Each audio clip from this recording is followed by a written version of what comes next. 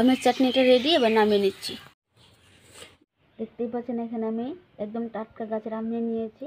আজকে এই আম দিয়ে আমি টক ঝাল মিষ্টি চাটনি তৈরি করে দেখাবো। আপনারা পুরো ভিডিওটা দেখুন, আশা করছি ভালো লাগবে। তাহলে চলুন আমি আমটি ছুলে নিই।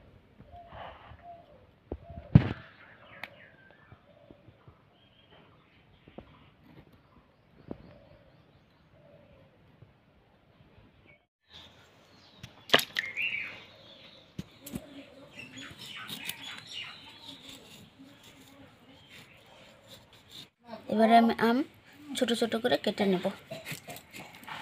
দেখুন কত শক্ত হয়ে গেছে আমটা।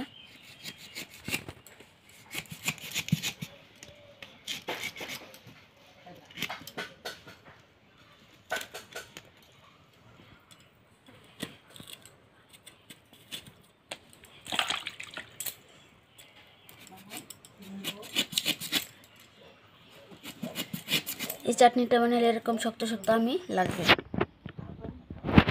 আমি চুলায় জল বসিয়ে দিয়েছি, জলটা হালকা গরম হয়ে গেছে। এবার দিয়ে দিচ্ছি লবণ আর দিয়ে দিচ্ছি জলের মধ্যে আমি হলুদ দিয়ে দিয়েছি। এবার আমি আমটা দিয়ে দেবো। আমটা আমি হালকা করে সিদ্ধ করে কষটা বের করে নেব।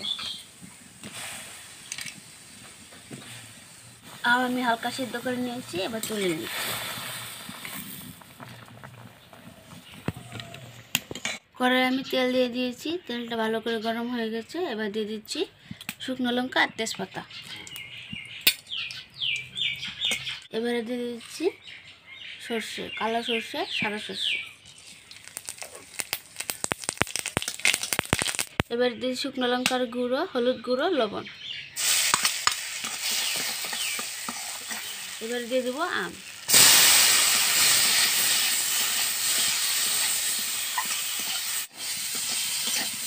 আমটা আমি ভেজে নিয়েছি, এবার তুলে নিব।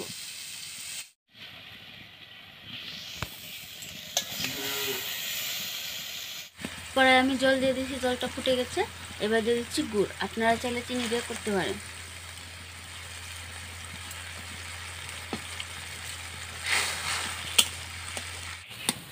দেখতে পাচ্ছেন গুড়টা আমি সুন্দরভাবে গলে নিয়েছি। এবার দিয়ে দিচ্ছি ভেজে রাখা আম।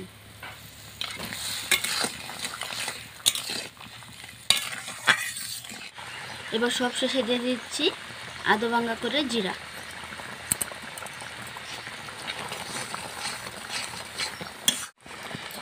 এভাবে অবশ্যই আপনারা বাড়িতে আমের চাটনি করে খাবেন, খুব ভালো লাগে খেতে। আর দেখতে দেখুন কালারটা কত সুন্দর হয়েছে। আর আমি সবশেষে জিরা দেওয়ার জন্য আরও বেশি সুন্দর সেন্ট বেরিয়েছে একটা। আমের চাটনিটা রেডি, এবার নামিয়ে নিচ্ছি। এবার আপনাদেরকে আমি বেড়ে দেখাচ্ছি কতটা সুন্দর হয়েছে চাটনিটা।